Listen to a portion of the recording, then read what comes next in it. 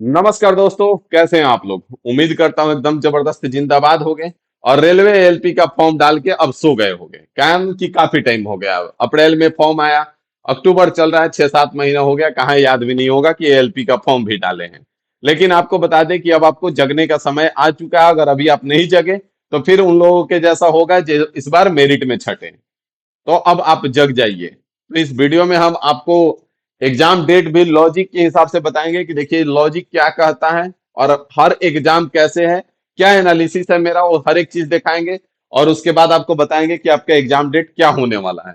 उसके बाद अगर हम बात करें सिलेक्शन के लिए तो अभी से किस विषय को कितना समय देना पड़ेगा, इसके बारे में हम एक एक चीज के बारे में इस वीडियो में बात करने वाले हैं। क्योंकि होता क्या है कि अभी लोग सीबीटी वन को केवल टारगेट कर लेते हैं, कुछ लोग केवल मैथ रीजनिंग में लगे होते हैं, कुछ लोग केवल साइंस में लगे होते हैं। और नतीजा होता है कि सीबीटी टू में मेरिट में जाकर के बाहर हो जाते हैं। तो सीबीटी वन में अगर बाहर हो गए तो उतना दुख नहीं होता है, लेकिन अगर मेरिट में बाहर हुए तो बहुत ज्यादा दुख होता है। तो इसलिए ऐसा तैयारी करके चलिए कि मेरिट को पार कीजिए। वैसा तैयारी करने से क्या ही फायदा कि फिर जाकर के मेरिट में छटना है। तो फिर तो पहले ही छट जाए, ज्यादा दुख ना हो। इस बार रेलवे एलपी का फाइनल रिजल्ट का मेरे एक भी वीडियो नहीं देखे होंगे, ना ही कहीं पोस्ट देखे होंगे। उसके पीछे रीजन पता है, कुछ ऐसे विद्यार्थी थे जो बहुत करीब थे और हमारा भी उम्मीद था कि इस बार इनका सिलेक्शन तो निश्चित है, लेकिन वो मेरिट में बाहर हो गए। और सिलेक्शन होने वालों की खुशी से ज्यादा इस बात का दुख हो गया कि ये बाहर कैसे हो गए। तो इसीलिए आपसे भी आग्रह है कि इस लेवल का तैयारी करके चलिए कि मेरिट पार कीजिए। रिजल्ट लाने से मतलब नहीं है, रिजल्ट तमाम आएंगे। रिजल्ट ला करके ही क्या कीजिएगा कि मेरिट में पार मत कर पाइए। तो इसलिए रिजल्ट पे काम करेंगे, ठीक है। तो यहाँ पे आ जाइए, अगर हम सब चीज के बारे में बात करें तो अगर इसका सिनेरियो के बारे में बात करें तो तीन चीज के बारे में बात करने वाले हैं हम इस वीडियो में। टोटल फॉर्म आपका कितना गिरा हुआ है इस बार, परफेक्ट स्ट्रेटेजी क्या होगा, किस सब्जेक्ट को कितना टाइम देंगे, और सीबीटी वन का एग्जाम डेट क्या होने वाला है। इन तीनों चीज के बारे में हम इस वीडियो में बात करने वाले हैं। अगर टोटल फॉर्म के बारे में हम बात करें भाई साहब, तो टोटल फॉर्म जो है आपका लगभग 15 लाख इस बार गिरा हुआ है।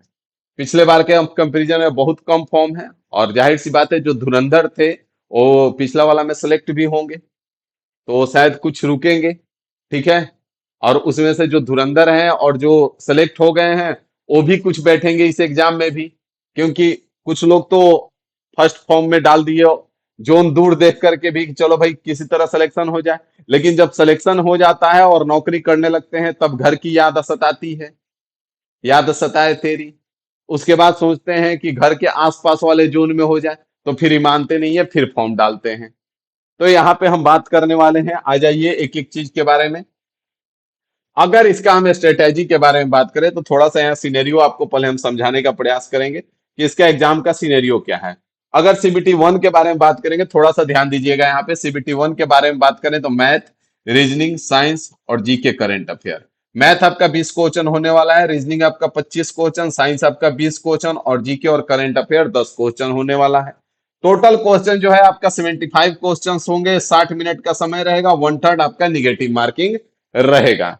ये जो सीबीटी वन है ये आपका क्वालिफाइंग नेचर का होगा। इसमें आपको कितना भी लाओगे क्वालिफाई कर जाओगे, क्वालिफाइंग नेचर होता है, ठीक है। 15 गुना शायद रिजल्ट देना होता है, तो क्वालिफाइंग नेचर होता है। अब इसमें होता क्या है कि 75 में 35-40 लाने वाले भी सेलेक्ट हो जाते हैं, 35-40 ला करके भी सेलेक्ट हो जाते हैं। और वो अब उनको याद आता है कि नहीं, जम के हम तैयारी करेंगे। और जम के तैयारी करेंगे तो आपको एक और बात बता दें, विशेष बात और गुप्त बात, कि पिछला बार आपको सीबीटी वन और सीबीटी टू में 4 महीने का गैप मिला था। उसके पीछे रीजन दो था, एक तत्वा ताती वाला केस था और दूसरा महाकुंभ था। लेकिन इस बार आपको 4 महीने का समय नहीं मिलेगा। मुश्किल से अगर 2 महीने का मिल जाए तो काफी है। तो आपको बता दें कि 35 से 40 नंबर लाने वाले भी सेलेक्ट तो हो जाते हैं, सीबीटी वन पार कर जाते हैं, सीबीटी टू में बैठते हैं, सीबीटी टू में भी पार कर जाते हैं, क्योंकि मेरिट तो बनना है साइको के बाद। और उसके बाद मेरिट में जाकर के छंटते हैं। तो अगर अभी से भी आप लगते हो तो आपके पास इतना समय है कि आप 35-40 ना ला करके 50 से 60 के बीच में चले जाओगे आराम से, अगर अभी से लगते हो तो। अगर हम आगे बात करें सीबीटी टू का, तो सीबीटी टू में आपका जो वेटेज है वो math 25 question, reasoning 25 question, engineering drawing and basic science, इसमें बेसिक साइंस भी है, बेसिक साइंस दोनों मिला करके आपका 40 क्वेश्चन रहेगा, और जीके और करंट अफेयर 10 क्वेश्चन रहेंगे। टोटल आपके क्वेश्चन जो होने वाले हैं 100 क्वेश्चन रहेंगे। 90 मिनट का समय रहेगा आपका, 1/3 निगेटिव मार्किंग रहेगा। उसके बाद अगर सीबीटी 2 में ही बात करें तो आपका जो ट्रेड होता है, जो आपका रिलेवेंट ट्रेड रहेगा वो भी रहेगा। ठीक है, जिस ट्रेड से आप फॉर्म भरे हो वो ट्रेड भी आपका रहेगा। 75 क्वेश्चन, 60 मिनट का समय रहेंगे। लेकिन इसमें केवल आपको पास आउट करना रहता है, मतलब आपको मान के चलिए कि 75 में आपको लगभग 30 नंबर लेके आने होते हैं कटने छटने के बाद। तो ये तो लगभग जो पढ़ रहे हैं, मेहनत कर रहे हैं, जो एएलपी के लिए लगे हुए हैं, लगभग पास हो जाते हैं। जो सीबीटी टू टू के डेट आने के बाद ट्रेड के लिए लगते हैं, तो इस बार ट्रेड भी बहुत अच्छा खासा लोगों को बर्बाद किया है। इसमें अच्छा खासा स्कोर करने के बाद भी इसको बर्बाद कर दिया है, जो ट्रेड है वो बर्बाद कर दिया। तो इस तरह से हम लेकर के चलेंगे इस बार का सिनेरियो कि हम कहीं पे भी बर्बाद ना हो। ठीक है, आगे बढ़ेंगे अगर यहां से हम, तो टारगेट जो हमारा करना है वो सीबीटी 1 और सीबीटी 2 दोनों एक साथ करके चलना है। तो इसके लिए हम अगर जो सिनेरियो बनाया है, उसके लिए हमने बनाया कि मैथ को आप प्रतिदिन 2 घंटे दो, क्योंकि मैथ एक स्कोरिंग सब्जेक्ट है। अगर मैथ में आप परसेंटेज कंप्लीट कर लिए तो आपका कुछ भी बाहर नहीं जाएगा, परसेंटेज का क्वेश्चन आएगा, आप 100% बना के आओगे। तो इसलिए मैथ को आप 2 घंटा दीजिए। अगर रीजनिंग को आज से आप 1 घंटा डेली देते हो, अगर आज से 1 घंटा डेली देते हो, तो आप आसानी से कंप्लीट कर लोगे, क्योंकि लगभग लगभग 25 से 30 टॉपिक्स हैं। 25 से 30 इसमें टॉपिक्स हैं, टॉपिक है। आप अगर टॉपिक वाइज भी पढ़ते हो तो एक एक घंटा डेली अगर दे रहे हो, एक एक घंटा, तो 25 से 30 दिन में सारा टॉपिक रिवाइज कर लोगे। 25 से 30 दिन में सारा टॉपिक रिवाइज कर लोगे। और उसके बाद जब टॉपिक वाइज रिवाइज कर लिए तो उसके बाद आप मिक्स प्रैक्टिस कर लो।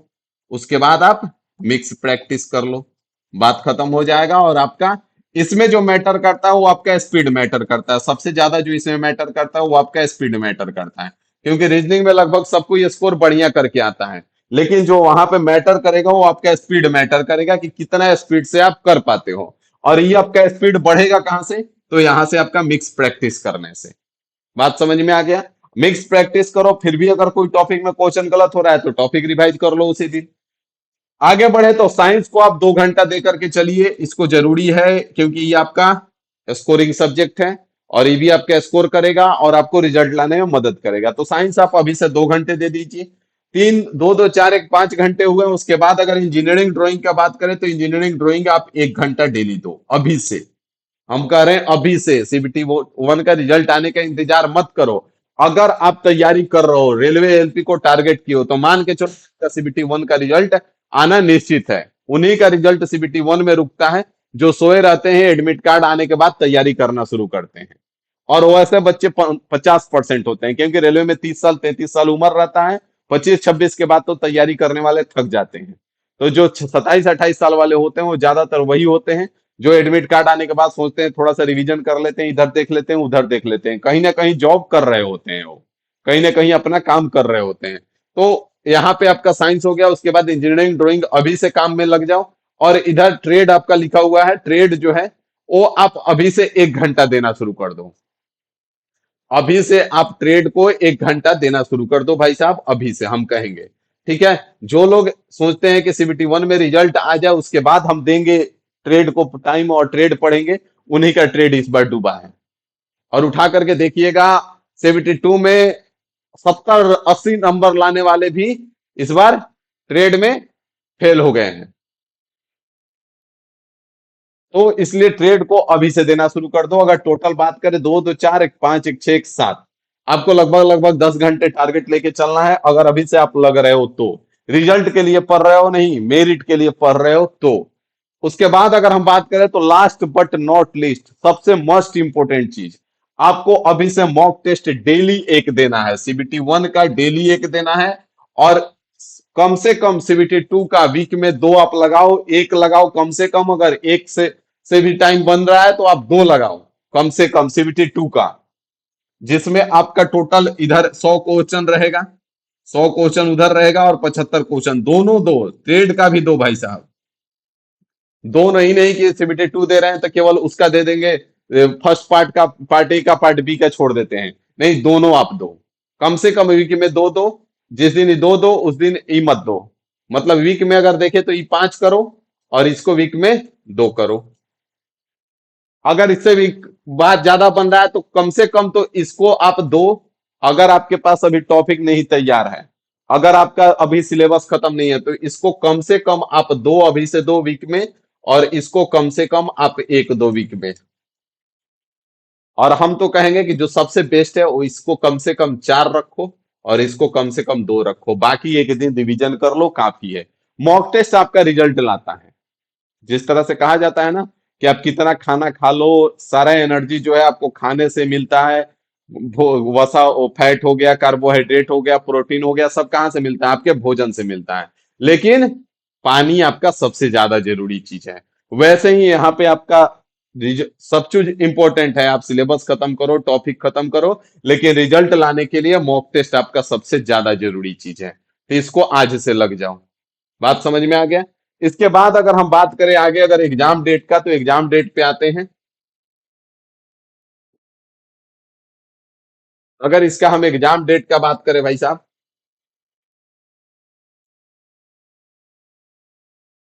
हाँ, तीसरा एग्जाम डेट है हमारा। तो एग्जाम डेट का अगर हम बात करें यहां से, तो यहाँ पे आप ध्यान देंगे एग्जाम डेट का जो एनालिसिस मेरा क्या कह रहा है। एग्जाम डेट का जो एनालिसिस है, कहाँ गया स्लाइड?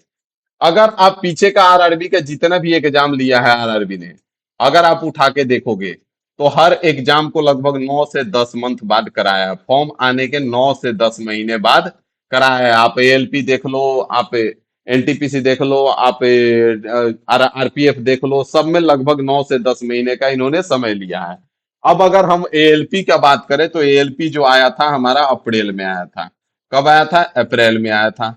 अब अगर 9 से 10 महीने इसमें हम लेते हैं, 9 से 10 महीने, तो 9 से 10 महीने का समय लेते हैं, तो आपका कहाँ चला जाएगा? ठीक आपका जनवरी से फरवरी में चला जाएगा। जनवरी से फरवरी में चला जाएगा। और ई डेट जो है कंफर्म है, हम गारंटी के साथ कह सकते हैं। क्यों? यहाँ पे ध्यान दो। अगर आप देखोगे तो अब रेलवे के पास एक एनटीपीसी अंडर ग्रेजुएट का एग्जाम बचा हुआ है, केवल अंडर ग्रेजुएट का एग्जाम बचा हुआ है। ग्रुप डी का इन्होंने डेट अनाउंस करके रखा है। ग्रुप डी का डेट अनाउंस करके रखा है। अगर 30 अक्टूबर को भर्ती फंसती है या कुछ उल्टा सीधा डिसीजन होता है, तो इस पे वो विचार करेंगे। बाकी अभी तक नोटिस इन्होंने हटाया नहीं है, ना ही एप्लीकेशन स्टेटस का नोटिस हटाया है। तो अगर 30 अक्टूबर को डिसीजन आ जाता है, तो उसी दिन रात को ही नोटिस डाल देंगे कि भाई साहब हम 17 नवंबर से एग्जाम करा रहे हैं, तैयार हो जाओ। क्योंकि आपको जो इंटीमेशन डेट है वो 10 से 12 दिन पहले मिलता है, सिटी इंटीमेशन।